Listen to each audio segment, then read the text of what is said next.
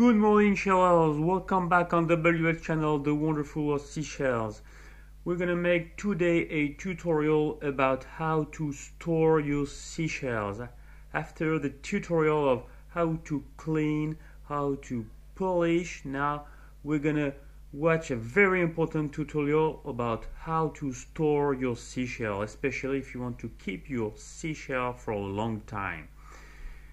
I hope you'll enjoy this video. Please subscribe to the channel. This is very important for us. It's the only means to support our work. And you can leave a comment of the video. I will answer very fastly. And please give us a like. So let's start now with the how to store seashells. So welcome on this video. We're going to talk about how to store your seashell. The first important thing to notice is that you have 4 enemies to take care of. You have to handle 4 enemies of your seashells. The first one is the most known one is the sun. The sun is very dangerous for your seashells. The direct action of the sun rays, of the sunlight, will clear your shells, especially on polished shell. If you have like corals or olives, the sun will really fade them. They will lose their color, just like minerals, you know, like some kind of mineral like fluorides. Even the blue fluoride, sometimes it just takes 5 minutes to lose its color. So the shell will lose their color with the time, especially if you display them a long time in your house. So you have to store your seashells in the dark. This is very important. Store your seashell in the dark. So that was said. You know now about the light, the sunlight. The second enemy of your seashell is the dust. In the dust you have a lot of stuff and even part of, like acid part of anything, and this will damage the shells through the time. Especially on polished shells like corals, like you see there, like on this corals, and also on olive shells, you cannot restore them. You can restore a cone. We've seen a tutorial just before about how to shine up your cone shells with mineral oil. With the corals, when they lost their color, it's too late.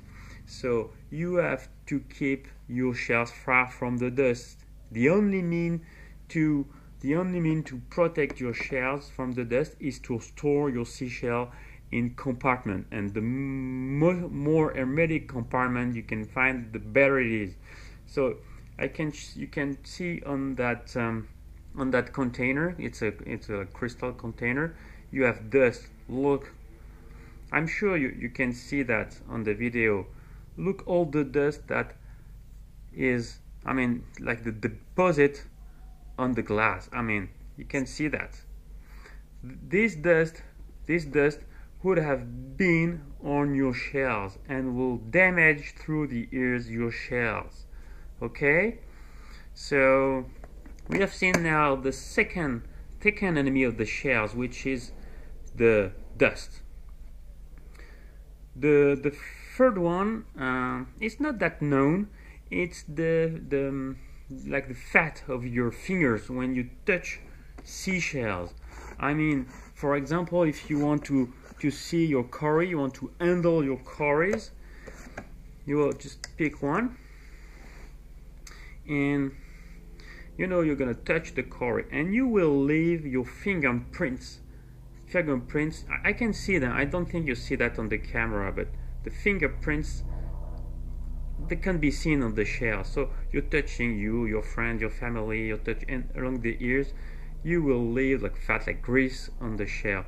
So when you have finished with your seashell, this is especially on the polished shell like the corals or olive, just fast clean your shell and just handle your shell like that and put it back in your container. Okay, so let's put this really back and fix it. Okay,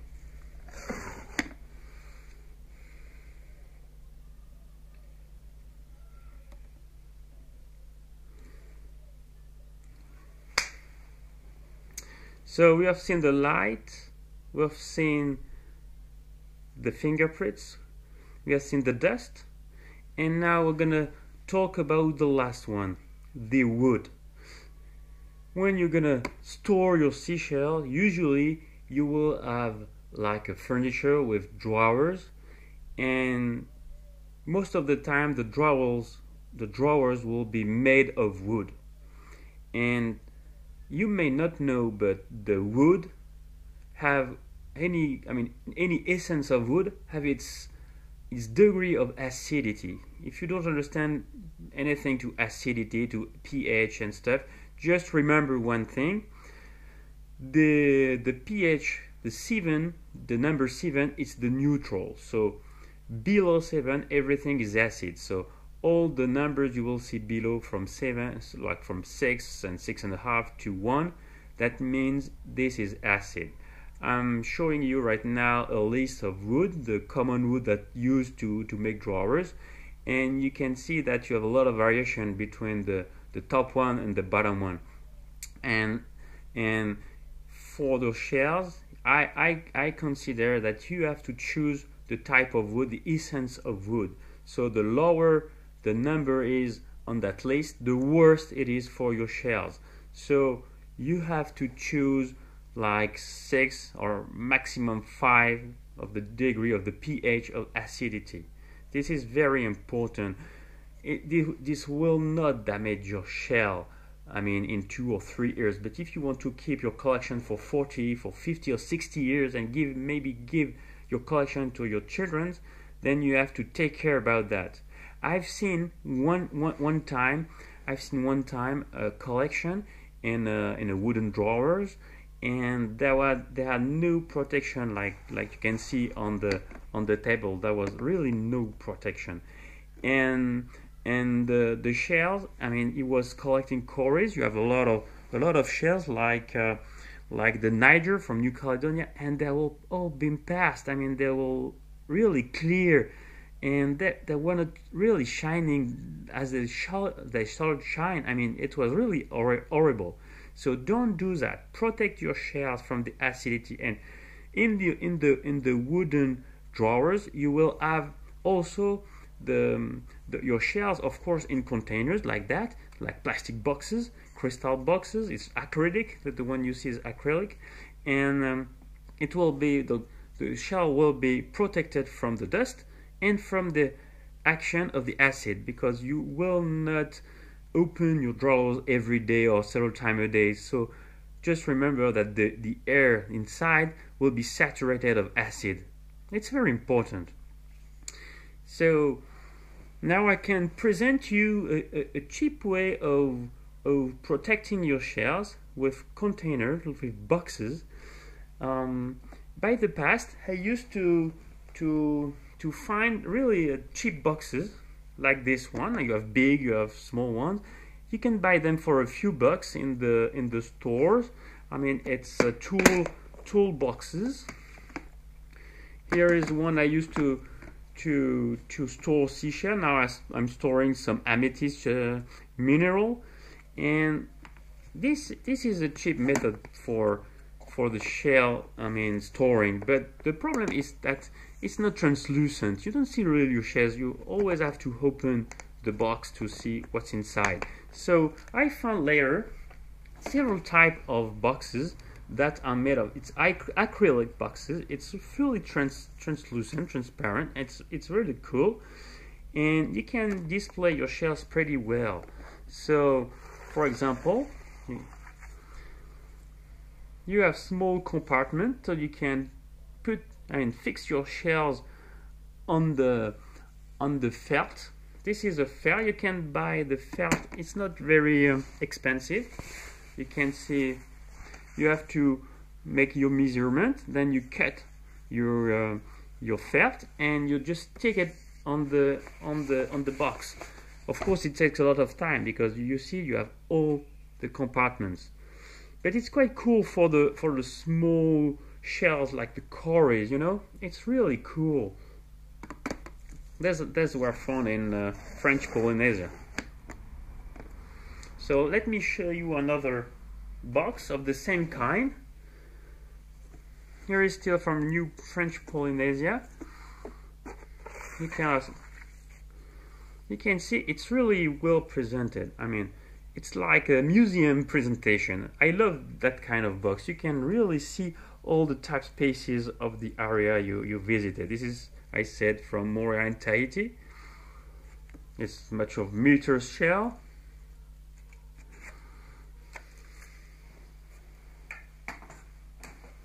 And of course you can buy, I mean, big boxes, and with the same way with the felt under, and put your big species, because the big ones won't enter in the small boxes. These boxes, I mean, the one you've seen before, like that, it costs less than $10 US. So I mean, you can buy some and you can put a lot of shells in them. The first one with the toolbox, it's really a cheap method. I used it for years, but it's not the same kind of display. You can see the shells. You know, you don't have to open your box. You can see the shell pretty well with this box. So we've seen these two boxes. Now I'm showing you another box. This is still acrylic. This is about a few bucks too. It's like around $6, especially if you import them in big quantity. So you can remove the top. You can see the dust. So it makes sense to protect your shell. I explained you. You can see on the bottom of the box I use cotton, especially for cones, to protect the lip. That you may know that this is the lip of the shell and it's really fragile, and it's a shame to break that for a shell. So you can put cotton, and the cotton, when you have different height of species, I mean species with different height, this will you will have the same level. You know, your shell will be on the same level. Let me show and to explain. Here is the box with the cone shells, and you can see that the cotton, you know, is protecting your seashells, and you won't break the lip, and they're all on the same level. So it's pretty cool, I think. What do you think? You can present this shell in your drawers. You know, it's really nice. I love that kind of box. So just put your cotton in the box. You can have 1 level, 2 level, 3 level. You do exactly what you want. And of course, for the big species, you have to break the separations here. You know, that's what I show you with the big Conusol lecus. I had to break that part. You can see here, this is broken. And you can put 2 specimens in the same box. They're kind of big specimens, so this box can handle a lot, I mean, like 90% of your seashells, and it's quite fast to close. You know, it's done. I mean, it's pretty cool way of showing your seashells. So I think I explained you most of the things that you have to know. If I sum up, you have the sun. You have to protect your shells from the sun. I mean, the action of the direct sun ray, the sunlight. So store your seashell in the dark, in drawers. If you have wooden drawers, then you have to be careful of what kind of wood is used, and you have to protect your shells with containers. And it's exactly the same way of protecting your shell from the dust, of course. And you have to take care about your fingerprints, the fingers fat that on your fingers when you're handling your seashells. I think the video, I'm sure this video have helped you in thinking about how to store your seashell. You can have your own method. You can have also single containers, of course. I can show you. You can see on that picture now. Thanks to this very well-known collector, which is Antonio Monteiro from Portugal, and his collection, you know, is stored in single compartment, and it's kind of cool, but it's a very different way to present your seashells. And the fact is that you can stick under the boxes the data. You may not know what is a data. When you find a shell, let me change box and take the cones one. Let's go back on the cones. The data is everything you have to know about your seashells. So let's take this one. So we're gonna write the name, Conus Olecus. We're gonna do the author and for example, the size, and we're gonna write the depth, and if it's been found by a diver, or I mean during the daytime, everything about your shell, your seashell. And when you have done that, you just put your paper in your shell. You can put just under your shell like that, and it won't be displayed. So you can put it in its mouth, in the aperture, you know. This is the data. So your boxes can handle the data too. Of course, on single boxes you have the data stuck, I mean fixed under the container. So I would like to thank you for watching this video. I hope you enjoy this video with my horrible French accent. And please support us by subscribing again to the channel and give us a like, and do not hesitate to leave any comment on the video. I hope you enjoyed this moment with us, and stay tuned.